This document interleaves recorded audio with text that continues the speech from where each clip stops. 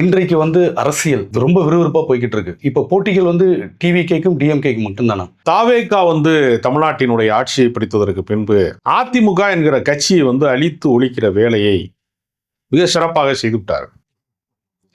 பாஜகவிற்கு 10 ஆண்டு காலம் தேவைப்பட்டது அதிமுகவை உடைப்பது, சிதைப்பது, அந்த கட்சியை உருக்குலைப்பதற்கு. இவருக்கு 10 நாட்கள் கூட தேவைப்படல. அவர் வெற்றி பெற்ற அடுத்த வினாடியிலிருந்து ஒரு பக்கம் காங்கிரஸ், கம்யூனிஸ்ட், பிசிகா எல்லாரோடையும் ஒரு மதச்சார்பற்ற கூட்டணி என்று சொல்லிக்கொண்டே அதிமுக எம்எல்ஏக்களை தங்கள் பக்கம் திசை திருப்புகிற வேலையை சி.வி. சண்முகம், எஸ்.பி. வேலுமணி என்று ஒரு பெரிய டீம் வச்சு அந்த கட்சியை ஏறத்தாழ உடைத்து விட்டார்கள். கட்சியை உடைச்சிட்டு அவங்க என்ன சொல்றாங்க, இனிமே எங்களுக்கும் டிஎம்கேக்கும் தான் போட்டி அப்படின்னு சொல்றாங்க. திமுகவை இன்றைக்கு உடைப்பது, இல்லாமல் செய்வது என்பது சாத்தியம் இல்லை. ஏன்னா அது ஒரு கட்டுக்கோப்பான கட்சி. திமுக என்பது ஒரு பெரிய இராணுவ கட்டமைப்பு மாதிரி. நீங்க கம்யூனிஸ்ட் கட்சியில் இருக்கிறவர்களை நீங்கள் விலை பேச முடியாது என்று சொல்வார்கள். காரணம் என்னன்னா, தேர்ந்தெடுக்கப்பட்ட சிறந்த மனிதர்களை மட்டுமே, போராளி குணம் கொண்டவர்களை மட்டுமே வைத்துதான் அவர்கள் அரசியல் செய்வார்களே தவிர, போராடுறவனை எல்லாம் கட்சியில சேர்க்க மாட்டாங்க. பனையூர் பங்களால வச்சுக்கிட்டு எல்லாரையும் கும்பலா சேர்க்கிறாங்க, வாரச்சந்தையில மாடு குடிக்கிற மாதிரிலாம் வேலையெல்லாம் செய்ய மாட்டாங்க. குற்ற பின்னணி இருப்பவர்களை உறுப்பினர் அட்டை கூட கொடுக்க மாட்டாங்க. அது மாதிரியே திமுகவிற்கு ஒரு கட்டுக்கோப்பான கட்சி அப்படின்னு ஒரு அதுக்குன்னு ஒரு இது கட்டமைப்பு இருக்கிறது. இப்போ திமுகவை பலம் இழக்க செய்ய வேண்டும்.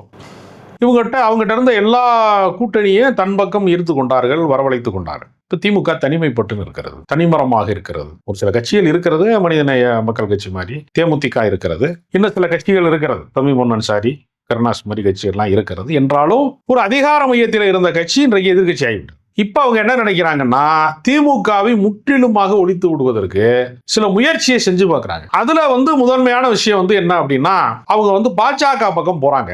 பாஜக பக்கம் போகலைன்னா ஈடியில தூக்கிட்டு போயிடுவாங்க, அமலாக்கத்துறை விசாரணை வந்துடும், அவங்களுக்கு வேறு விதமான சிக்கல்கள் வந்துடும். அதனால திமுகவிற்கு இன்னைக்கு இருக்கக்கூடிய நெருக்கடி, திமுகவினுடைய 2ஆம் கட்ட தலைவர்கள்ல பெரும் செல்வந்தர்களாக, தொழில் அதிபர்களாக, மிகப்பெரிய அந்தஸ்தில் இருக்கிறவர்களாக இருக்கக்கூடியவர்கள ஜெகத் ரட்சகன், KN நேரு, ஏவா வேலு, இந்த குறுநில மன்னர்களை எல்லாம் கூண்டல் அடைச்சிருவாங்க.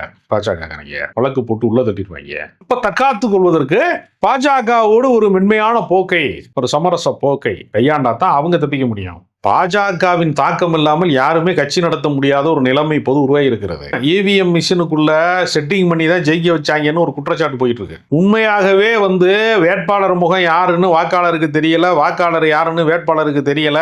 தமிழ்நாடு முழுக்க சுற்றி வராத ஒருவர் தமிழ்நாட்டுக்கு முதலமைச்சராகிவிட்டார். எல்லா தொகுதிகளுக்கும் கூட செல்லவில்லை. கேட்டா அவருக்கு பயங்கரமா செல்வாக்கு இருக்குன்னு சொல்றாங்க. நீங்க கொளத்தூர்ல போய் கேட்டு பார்த்தா, நாங்க ஓட்டு ஸ்டாலினுக்கு தாங்க போட்டோம்ங்கிறாங்க அங்க இருக்கக்கூடிய வாக்காளர்கள்.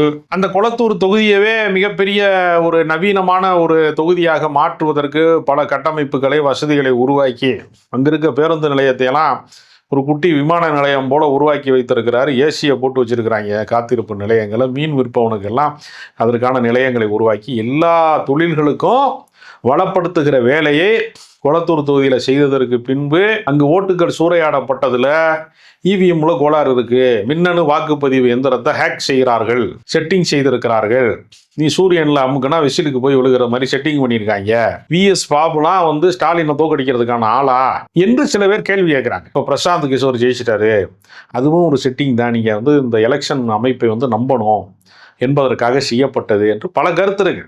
இப்போ பாஜக லிங்க் இல்லாம தாவேகா இருக்கா அப்படின்னு கேட்டா இல்லை அப்படிங்கறதான் கருத்தாக இருக்கிறது. திமுக இருக்கான்னு கேட்டா திமுகவுக்கு வழக்கு இருக்கு.